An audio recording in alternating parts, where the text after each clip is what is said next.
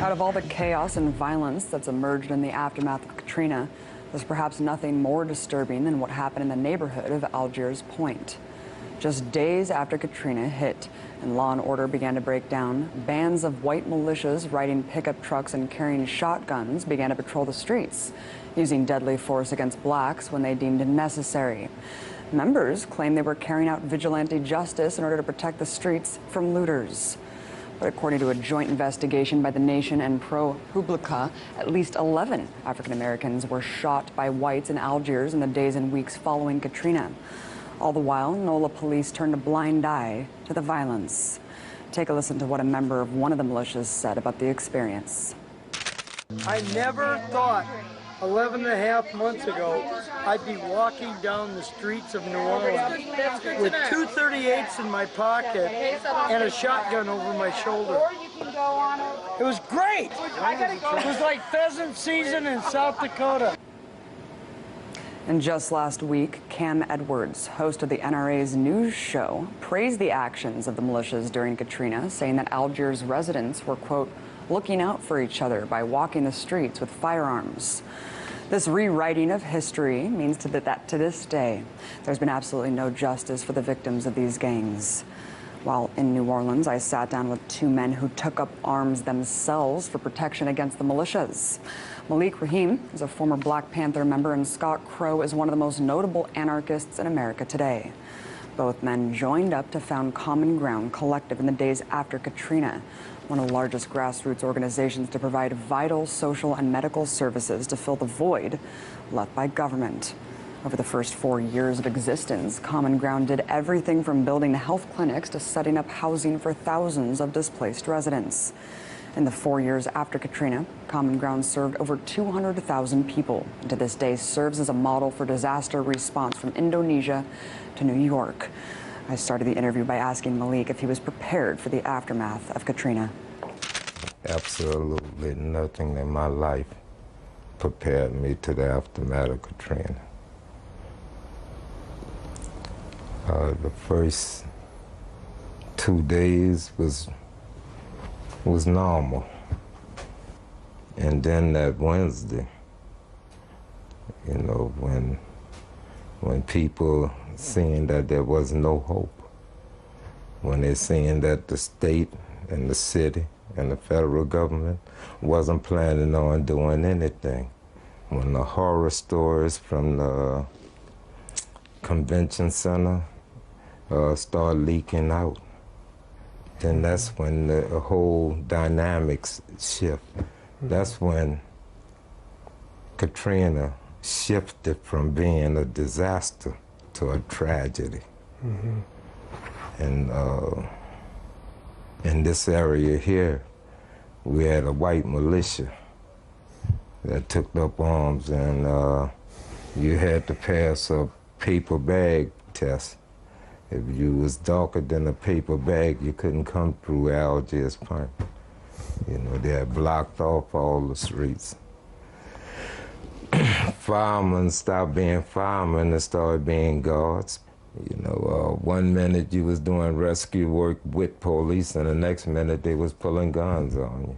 Talk about the aftermath of Hurricane Katrina, the first 72 hours. What was that experience like for you, and what did you see? The white militia here was gathering ground. And you have to understand, they look like the Klan without the hats. They were driving around in the back of trucks drunk with guns pointed at black people, not anybody else, drawing guns on them and shooting people. And you know, when I first got here, the first thing that we did was we covered up this body, this bullet-riddled body over here that you could smell for 2 blocks coming over there. There's another dead body over here that was bullet-riddled. Now, we'd already seen drowned people, but now we're seeing bullet-riddled. So who killed them?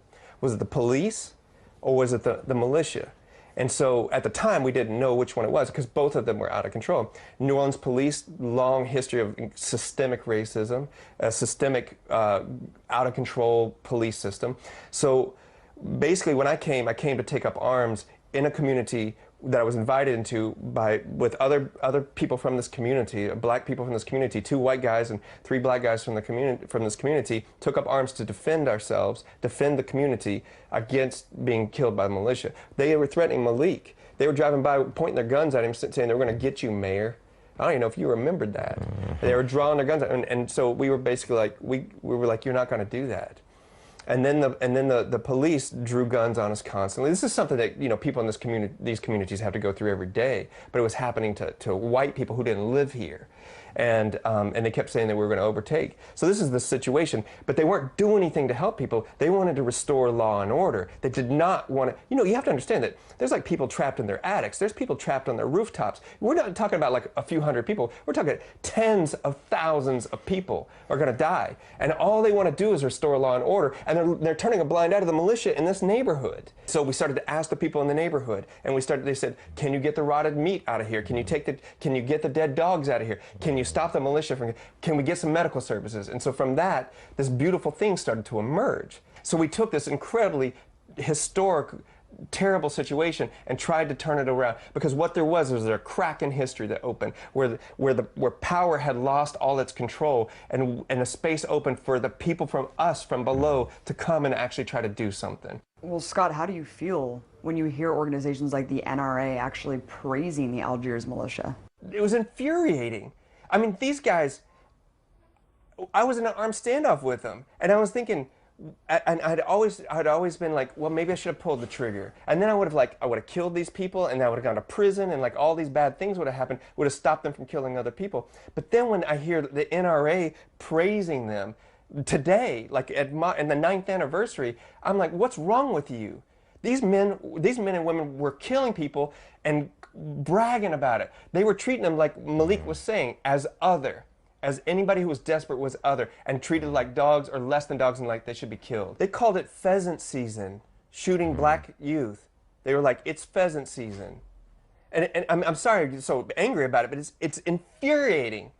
It's not just the police. This is the systemic part of this. Malik, why do you think the government failed so abysmally to react and provide adequate relief in the aftermath? If to give the government too much credit by saying they failed. Because if you say that you failed at something, that means that you tried. You never tried. Damn right. So you knew it from the get-go, you know, that Damn right. we had a ship to run across this levee here, and it didn't break. Why? Because this levee protected whites. It protected the U.S. naval base that was here. So an ocean freighter could run across this levee, and it didn't break. I'm gonna tell you something. Long before Hurricane Katrina, New Orleans had already been inundated. Hurricane despair, hurricane poverty, hurricane racism. They had already inundated this area. So, you know, the only thing that Katrina really did is kind of expose it. And because that no one cared is the reason why we facing the ramification of it now. Because those little 9-year-old kids and them little 16-year-old kids that was in the convention center that you showed no love or compassion to is now 16, 18, 20 years old with a gun and have no love in their heart.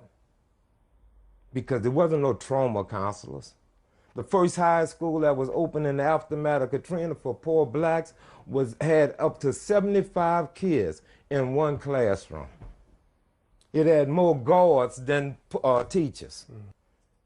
It's not no accident that Chicago and New Orleans have such high murder rates. Look what we did in both cities. We destroyed all the public housing without giving no economic opportunity to no one. So who was the equal opportunity employer? The drug dealers. Then we put them in jail where we transformed dogs into wolves. Wolves run in packs, and they kill in packs. Scott, talk about Common Ground. What type of services did the organization provide, and how many volunteers came through and worked with the group? At one point, we had 7 clinics running, right? We also had, how many? Just 9 distribution centers. We were working with the First Nations communities all along the Gulf Coast. We were working in the Vietnamese communities. There was like fishing communities, the Creole communities, and all these rural areas where nobody was at, as well as what we were doing in New Orleans. And the thing is, Common Ground operated as an organization, but also as a network. So we were also spinning off organizations as we were going. And we had mobile clinics going. We had a bicycle repair shop, which is spun off. We started a women's center that still exists today. There was the rebuilding. We did worker cooperatives. There's a number of projects. Any given week, there could be 2,000 people on the ground from around here and coming from around the country working on 150 projects or programs at any time between 2005 and 2008.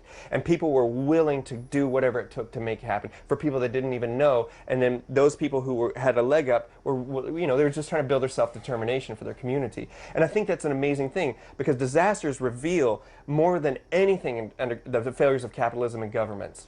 Malik, what lessons can we all learn from Katrina? What make America a great nation is its people, its ability to come out and help those in time of need. The greatest effort of Common Ground wasn't the work that it did, it was who did the work. That you had over 20,000 whites to come down into black communities that's right now is still classified as being some of the most dangerous communities in this city, that didn't listen to what the media was portraying, that came down here and they didn't find no thugs. They find God-fearing people, hard-working people that just by circumstance and condition happen to be poor. Damn right. That's what they found. And then at the same time that they was dispelling that myth among us blacks, it was another myth that was being dispelled. That was the myth that all whites was evil. All whites was oppressive. Only thing whites wanted to do to blacks is to either oppress them or exploit them. They came down here and they saw this. It was more than just a relief organization. Common Ground came here and brought hope to an area that had lost hope. It brought justice to an area that has thrived and only lived in injustice. It brought opportunity to a community that was only seeing despair.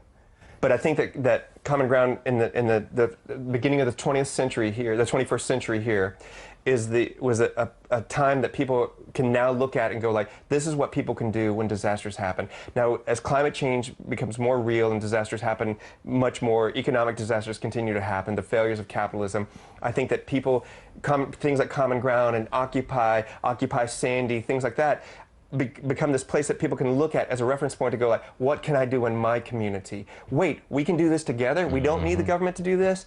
Oh, we don't need the corporations to lie to us, and we can do that? Those are the legacies that I'm the proudest of. That's our show, you guys. Thanks so much for watching. Be sure to join me tomorrow when I break the set all over again.